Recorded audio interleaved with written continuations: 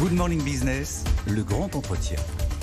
Il est 8h19 et notre invitée, c'est la ministre de la Transition énergétique, Agnès Pannier-Runacher. C'est formidable la transition parce qu'on découvre des nouvelles énergies tous les jours. On redécouvre le nucléaire, on parle de solaire, on parle d'éolien.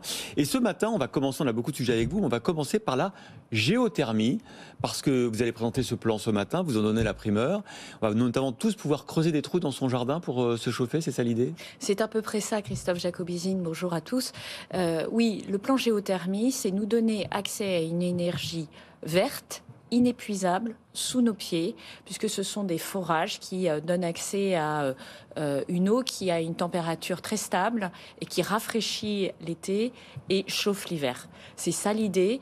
Et en fait, ce potentiel, il représente chaque année, en termes de développement, l'équivalent du chauffage au gaz de 500 000 ménages. Donc c'est gigantesque. Ça a l'air presque magique, c'est gratuit, inépuisable, mais ça demande quand même des investissements colossaux et puis ça peut pas se faire partout. Alors, ça peut se faire dans beaucoup d'endroits en France à titre individuel, c'est-à-dire une installation individuelle. Ça va être des projets où vous n'allez pas chercher, vous n'allez pas creuser en profondeur et votre pompe à chaleur va être plus efficace qu'une pompe à chaleur classique. Mais c'est plus coûteux à l'investissement et c'est pour ça que nous avons mis en place des aides complémentaires. Ça peut aller jusqu'à 16 000 € de financement de ces pompes à chaleur par géothermie pour les ménages les plus modestes. Donc c'est 90% de la facture que nous prenons en charge. Et pour les ménages qui gagnent mieux leur vie, on va dire, ça peut aller jusqu'à 40%. Donc c'est déjà beaucoup de l'investissement. Et il y aura un minimum pour tous les ménages, je crois, quel que soit leur revenu, de 5 000 €, c'est ça ? On accompagne jusqu'au 8e décile, c'est-à-dire décile. en gros 80% de la population. On peut penser que les 20% restants sont en capacité de trouver l'équilibre économique de ces investissements. Alors amorcer la demande, c'est bien, mais il faut aussi que derrière, toute une filière soit prête. Est-ce qu'on a les formations, les entreprises, les appareils, les chaudières? Alors, ce qui est très intéressant, c'est qu'on a les entreprises, on a les briques technologiques en France. Donc on a tous les éléments d'une filière. En revanche, on n'a pas encore aujourd'hui la taille critique et c'est l'enjeu à la fois de rendre visible cette énergie qui est particulièrement intéressante au moment du réchauffement climatique puisqu'elle chauffe, mais elle rafraîchit aussi. Et on sait combien de besoins de refroidissement on va avoir besoin dans les périodes de canicule. Et puis, deuxièmement, elle va se développer partout en France. Donc, on a des briques technologiques, mais on a besoin de former, notamment des foreurs, et nous allons créer des écoles de forage. C'est la même chose, grosso modo, que ce qu'on a fait dans l'entreprise, dans le monde pétrolier et gazier. Simplement, on le met au service d'une énergie verte. Quand vous êtes un ménage aujourd'hui, c'est quand même pas facile de s'y retrouver quand on veut passer au vert. Entre je mets des panneaux solaires dans mon jardin, la géothermie, j'ai des gens qui m'appellent toute la journée pour me proposer des nouvelles fenêtres. Comment on fait clairement ? On dit, on va pas tous devenir des spécialistes des énergies renouvelables. Alors effectivement, vous avez complètement raison. Il faut s'adresser. Nous avons déployé 500 points sur le territoire français. Physique, où vous avez un accueil pour vous accompagner sur les solutions de rénovation thermique et plus largement de comment je fais face pour passer au vert, parce que comme ménage, vous avez beaucoup de ménages qui veulent prendre leur part de la transition énergétique, lutter contre le réchauffement climatique et puis baisser la facture, je pense que c'est très concret aujourd'hui, et baisser la facture durablement. Et donc, dans ces points d'accueil, vous avez des conseils, vous avez également le site en ligne autour de la rénovation thermique et vous avez des numéros verts qui répondent, je le précise, puisqu'on les a testés. Et nous sommes là avec l'Agence nationale de l'adaptation de l'habitat pour accompagner, l'ANA, pour accompagner tous ces Français. On a 5000 conseillers qui sont déployés sur tout le territoire, et 1800 particulièrement sur ces enjeux-là. Agnès Pannier-Runacher, ministre de la Transition énergétique, est-ce que vous aussi, il y a un numéro vert pour vous ? Parce que j'imagine, quand on est ministre de la Transition énergétique, on doit être perplexe face à toutes ces évolutions, la géothermie, l'électrification à marche forcée, notamment de l'automobile. Certains constructeurs rushing disent qu'on va trop vite. L'hydrogène, il y a un salon qui se tient en ce moment sur l'hydrogène. On en a parlé dans les journaux. On reçoit beaucoup d'entreprises qui sont sur cette filière. Est-ce que vous, en tant que ministre, vous êtes sûr de faire les bons choix ? Comment vous faites pour faire les bons choix, pour savoir où est-ce qu'on met tous les milliards, dans quelle énergie on les met ?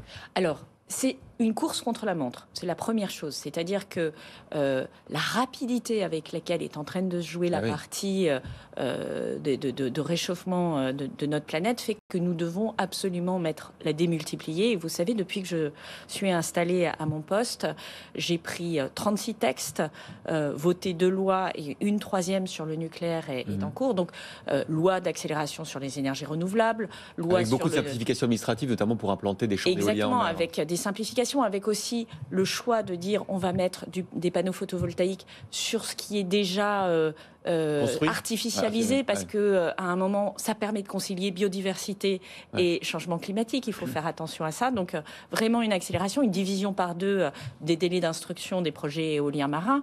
Mais on a pris des mesures pour réduire les temps de contentieux. Donc, on a vraiment fait un Mais vous êtes sûr qu'on fait les bons choix, l'électrification, l'hydrogène? Et donc, pour aller dans votre direction, comment on fait les choix? On regarde tout simplement ce qu'on appelle le coût de la tonne évitée.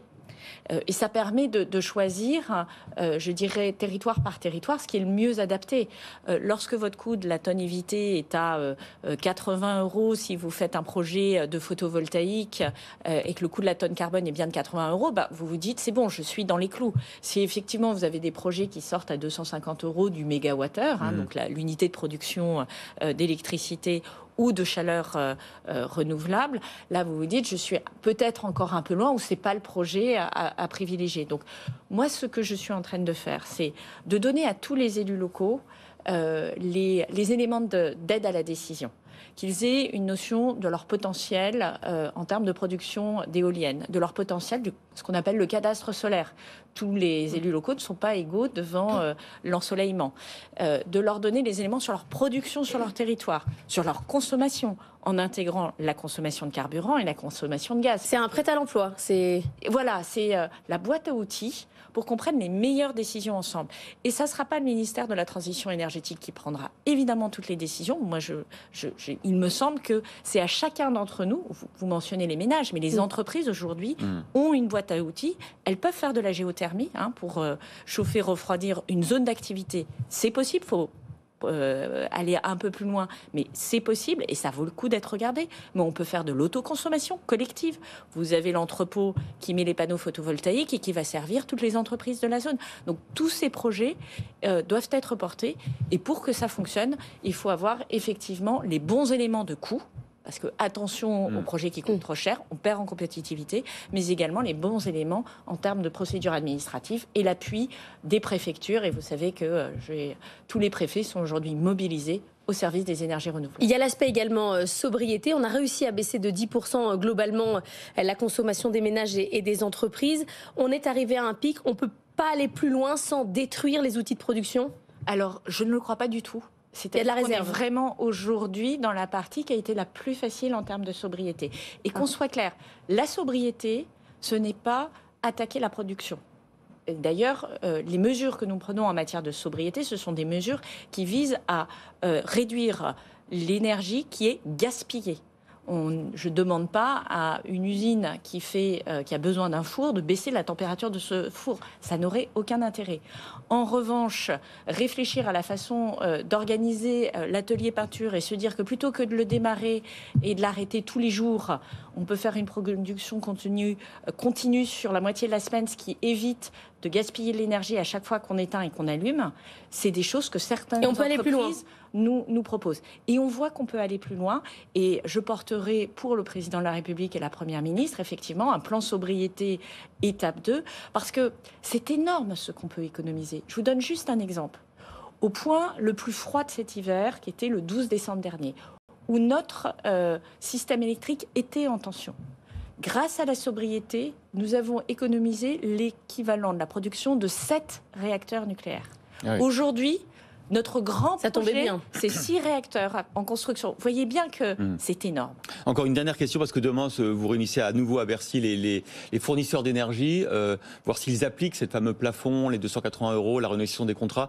Juste une question, est-ce qu'ils jouent le jeu, les fournisseurs d'énergie? Alors, ils jouent le jeu parce qu'ils ont fait... à notre demande, ça a été une discussion effectivement très, très directe. Très musclée. Mais ils ont tous proposé un avenant à leurs clients pour plafonner le prix de l'énergie à 280 € du mégawattheure. Parce qu'il y a beaucoup de TPE qui nous écrivent et qui nous disent ça ne fonctionne pas, on n'y arrive pas, on n'a pas la réponse. Il faut qu'ils répondent. C'est difficile pour que ça fonctionne, puisque ça sera sur la facture de janvier qui n'est pas encore arrivée chez les TPE. Par contre, moi je mets une alerte. On constate que nous n'avons que 200 000 TPE. Que 200 000 TPE qui se sont signalés auprès de leurs fournisseurs. Il faut se signaler. Répondez aux mails, cochez la case, c'est une case à cocher sur votre espace client, mais faites-le parce que ça sera tout de suite sur votre facture de janvier. N'attendez pas la facture de février, ça serait trop dommage, vous allez avancer la trésorerie inutilement. Merci Agnès Pannier-Runacher, ministre de la Transition énergétique, d'avoir été l'invitée de Good Morning Business.